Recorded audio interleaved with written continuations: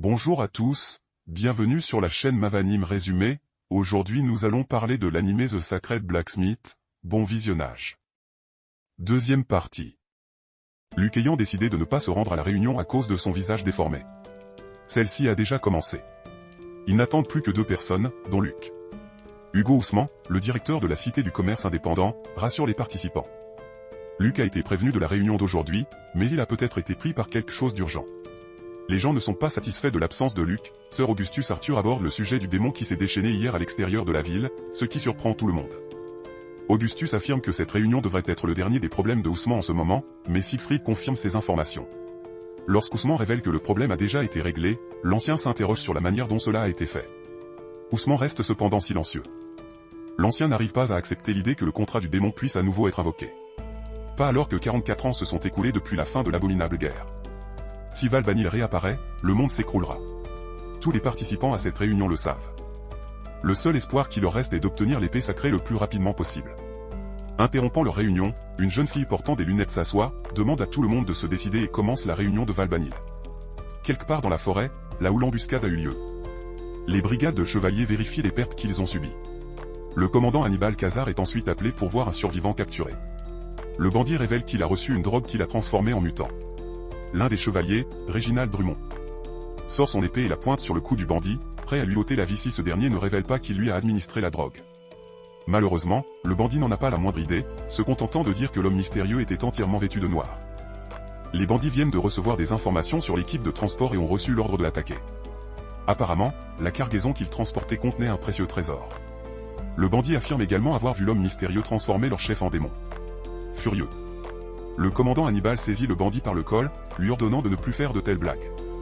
Avant que le bandit ne puisse s'expliquer, de sa bouche sort un démon bleu ressemblant à un dragon. Heureusement, le commandant Hannibal lui tranche la tête avant qu'il ne puisse attaquer. Ce soir-là, le commandant Hannibal voit Ousmane et lui rapporte ce qu'ils ont découvert. En particulier la partie où l'homme mystérieux a imposé un contrat de démon à d'autres personnes. Dès qu'ils auront découvert qui est cet homme, Ousmane compte sur le commandant pour s'en occuper.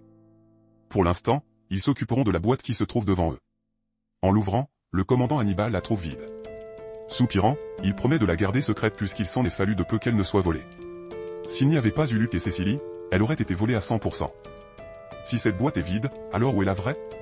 En souriant, Ousmane révèle qu'il l'a fait marcher jusqu'à la ville. Par ses propres moyens. Par coïncidence, la porte s'ouvre et une jeune fille entre. Le lendemain, Cécilie continue de convaincre Luke de lui forger un katana. Ses efforts sont couronnés de succès lorsque Luke accède enfin à son souhait, mais il y a un énorme mais à tout cela. L'argent. Il en faudra beaucoup pour en forger un.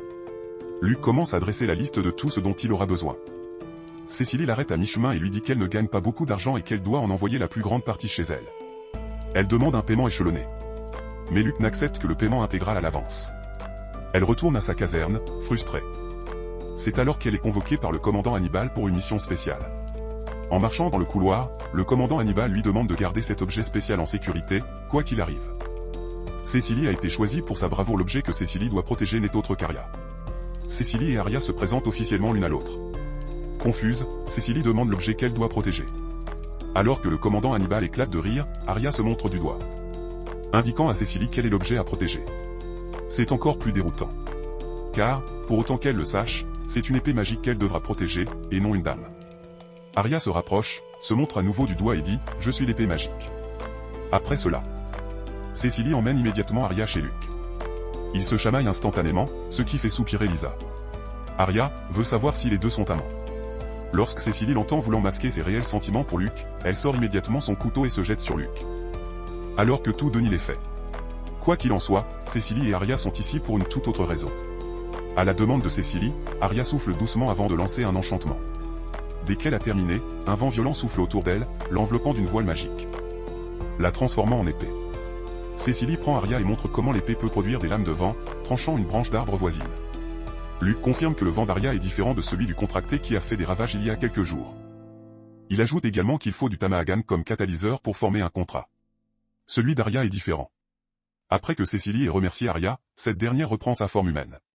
Quelques instants plus tard, les trois filles dégustent des plats et des boissons dans un restaurant. Cécilie n'est pas très à l'aise avec les lieux, donc la présence de Lisa les aide beaucoup, surtout avec la nourriture délicieuse. En voyant comment Lisa s'amuse en ce moment, Cécilie dit qu'elle appréciera l'exposition à venir avec Luc. Lisa répond qu'ils ne vont pas à l'exposition pour s'amuser. C'est parce que Luc cherche quelque chose. Une épée qui peut tuer Dieu.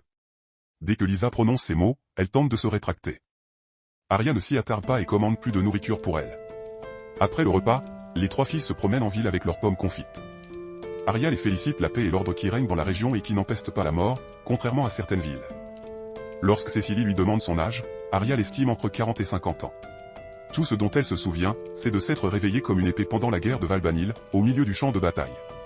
Elle n'a jamais su pourquoi ni qui l'avait amenée là. Nombreux sont ceux qui ont manié Arya comme l'épée magique du vent. Et en raison des pouvoirs divins, les humains ont tout fait pour la voler et la manier. Cécilie et Lisa se sentent mal à l'aise face à ce qu'Arya a dû endurer. Surtout en sachant qu'elle a été forcée d'ôter la vie à d'autres personnes. Arya explique qu'elle ne connaît toujours pas sa véritable raison d'être en tant qu'épée magique, à part celle d'être un outil pour blesser les autres. Arya change de sujet et qualifie cette ville de merveilleuse. Cécilie se lève alors et se porte volontaire pour la protéger à jamais afin qu'elle puisse rester. À l'intérieur des cellules de la prison, les yeux d'un détenu brillent d'une lueur rouge alors qu'il tire les barreaux de la prison. Comme s'ils étaient en transe, il se dirige vers la porte. Un démon sort de la bouche d'un autre détenu. Les filles s'arrêtent à la caserne pour que Cécilie puisse demander à Patty ce qu'elle a demandé. Celle-ci leur présente une nouvelle épée et leur explique qu'elle est plus petite qu'une épée standard et qu'elle sera donc plus facile à manier. Dès que Cécilie a dégainé sa nouvelle épée, Lisa reconnaît rapidement la forme de la lame. Apparemment, il s'agit d'une fausse lame. Elle ne sert pas seulement à couper mais aussi pour frapper et donner des coups. Réginald fait irruption dans la pièce et s'en prend aux filles en disant sarcastiquement à Cécilie qu'elle devrait d'abord apprendre à tuer correctement. Il est là aussi pour son épée. Et probablement pour insulter les compétences de Cécilie. Les trois filles froncent les sourcils en traitant Réginald d'impoli et de grossier. Patty revient et montre à Réginald sa nouvelle épée. Il la dégaine rapidement et la qualifie avec arrogance d'outil pour tuer. Il la balance même en mimant la façon dont il va tuer ses ennemis. Cécilie n'est pas d'accord. Elle pense qu'une épée est censée protéger les citoyens et non les tuer. Réginald pointe son épée vers elle et lui dit qu'une épée n'est qu'une arme. Soutenant Cécilie. Arya dit qu'elle sait quel genre d'homme est Réginald.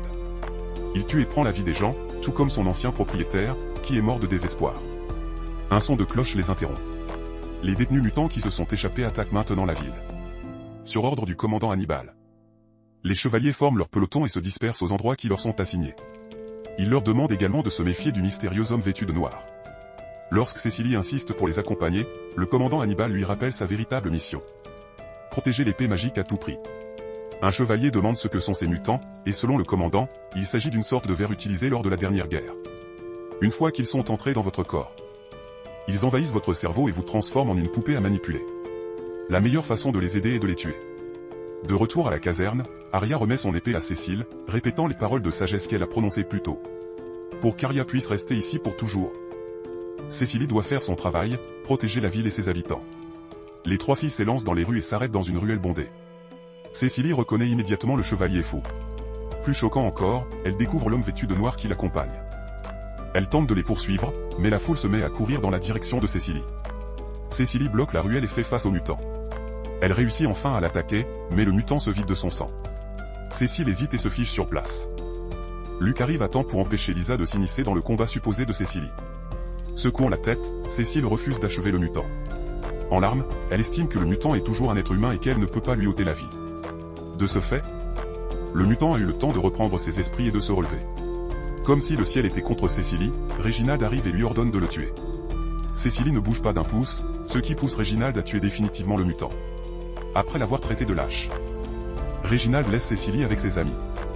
Désolé de ne pas être un bozo assoiffé de sang comme vous, je suppose.